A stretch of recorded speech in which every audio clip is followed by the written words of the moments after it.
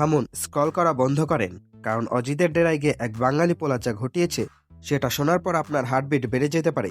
আমরা ভাবছিলাম রিশাদ হোসেন অস্ট্রেলিয়ায় গেছেন শুধু বিগ ব্যাশ খেলতে, কিন্তু ভাই তিনি তো সেখানে গিয়ে পুরো ভয়ঙ্কর সুন্দর এক রাজত্ব কায়েম করে বসে আছেন। ক্রিকেট তাসমানিয়ার 25-26 অ্যাওয়ার্ড নাইট আসছে, আর সেখানে BPL 15 player of the year এর নমিনেশন লিস্টে দেখে অজিতের চক্ষু চড়ক গাছ। কেন জানেন? কারণ সেই সংক্ষিপ্ত তালিকায় জলজল করছে আমাদের রিশাদ হোসেনের নাম। ভাবুন তো একবার, যারা একসময় স্পিন খেলতে গিয়ে খাবি খেত, তাদের ঘরের মাঠে গিয়ে রিশাদ এখন তাদের রাতে ট্রফি কিনে নেওয়ার ধান্দায় আছে। প্রথম সিজনেই এমন ধামাকা, একেবারে এলাম দেখলাম আর জয় করলাম টাইপ কারবার। আসুন একটু রিশাদের পারফরমেন্সের হিসাব নিকাশ করি। ওভার হারিকেন্সের হয়ে তিনি উইকেট নিয়েছেন কয়টি? পুরো 15টি। মানে বিপক্ষ দলের 15 জন ব্যাটারকে তিনি প্যাভিলিয়নের রাস্তা চিনিয়ে দিয়েছেন। অনেকে তো মনে হয় এখানে গুগল ম্যাপে রিশাদের গুগলির উত্তর খুঁজছে। সবচেয়ে বড় কথা, তিনি শুধু উইকেট নেননি, রানের কলও চেপে ধরেছিলেন। ইকোনমি কত? মাত্র 7.82।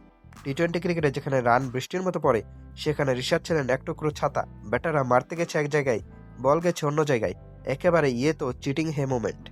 প্রথম মৌসুমেই দলের সর্বোচ্চ উইকেট শিকার হওয়া কিন্তু চারটিখানি কথা নয়। হোবার্টের ঠান্ডা বাতাস আর বড় বড় মাঠ সবকিছু জয় করে রিশাদ হয়ে উঠেছেন হারিকেন্সের আসল হারিকেন।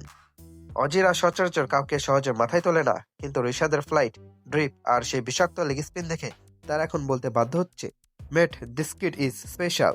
তাসমানিয়ার এয়ারনাইটে যখন তার নামটা ডাকা হবে, তখন গ্যালারিতে যদি একটা লাল সবুজ পতাকা দেখা যায়, অবাক হবেন না যেন। ঋষাদের বোলিংয়ে একটা মজা আছে, উইকেট পাওয়ার পর তার সেই হাসিটা দেখেছেন?